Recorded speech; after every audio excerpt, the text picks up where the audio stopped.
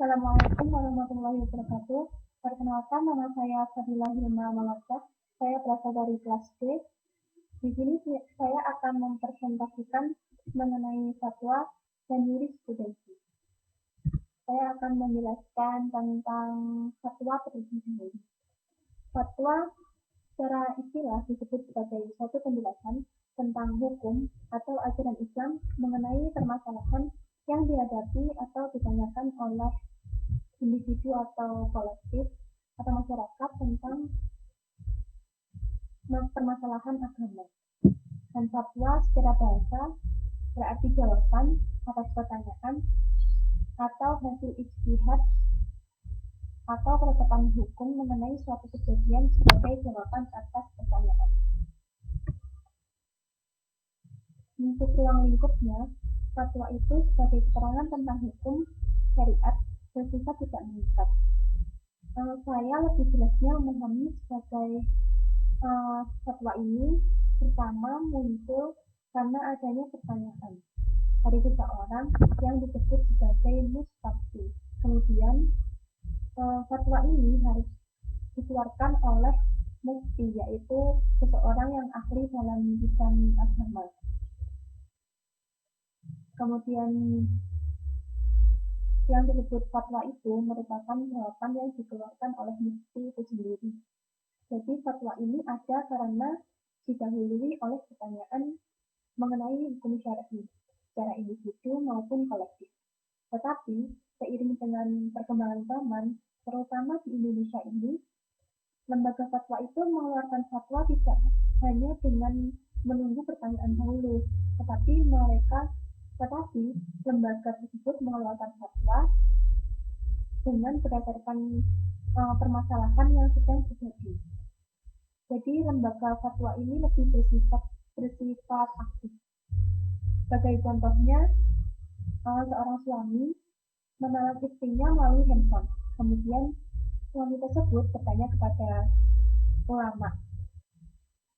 Kemudian ulama tersebut menjawab bahwa talak melalui handphone itu sah. Maka jawaban atau fatwa itu tidak mau diambil atau tidak oleh mustafti itu tidak berpengaruh kepada si penanya karena sifatnya tidak mengikat. Kemudian saya memahami fatwa ini sebagai sebuah opini.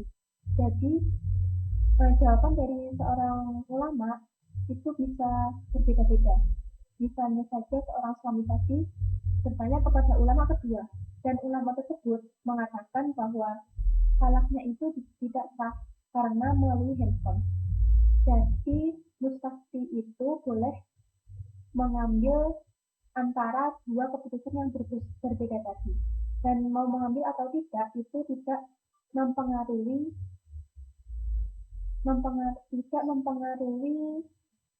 si mustafti karena sifatnya tadi tidak mengikat, jadi tidak harus diikuti.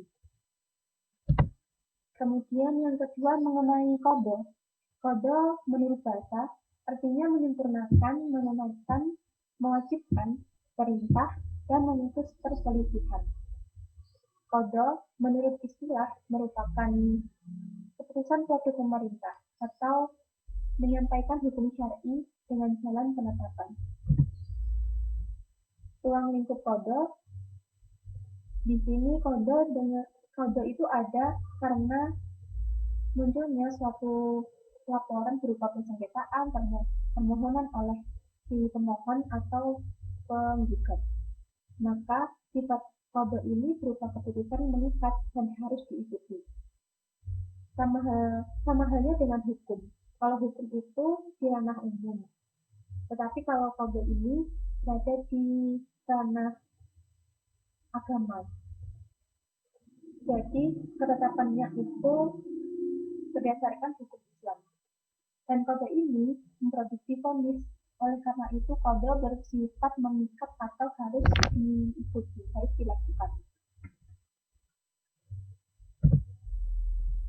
Yang ketiga, qanun.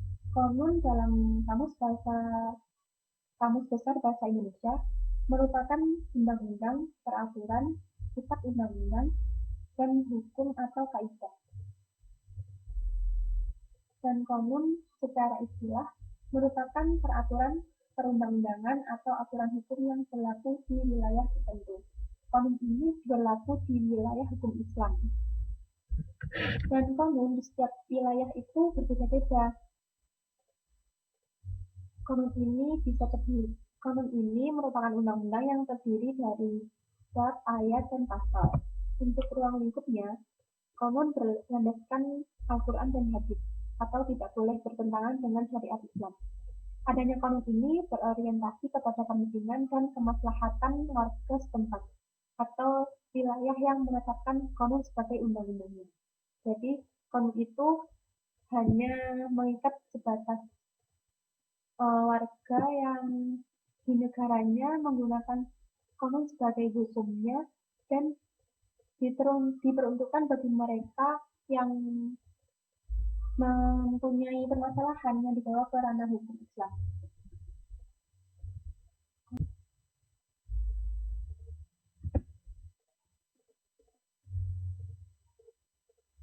Untuk lebih mudahnya, saya memberikan contoh, yaitu anggota Majelis Ulama Aceh dihukum cambuk karena berduaan dengan istri orang lain, berdasarkan Undang-Undang Provinsi Mandro Aceh Darussalam Nomor 6 Tahun 2014 tentang hukum jinayat mengenai istilah.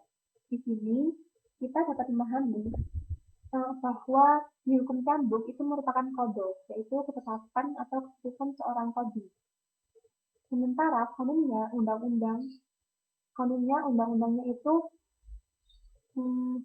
yaitu Nomor 6 Tahun 2014 tentang hukum jinayat mengenai istilah.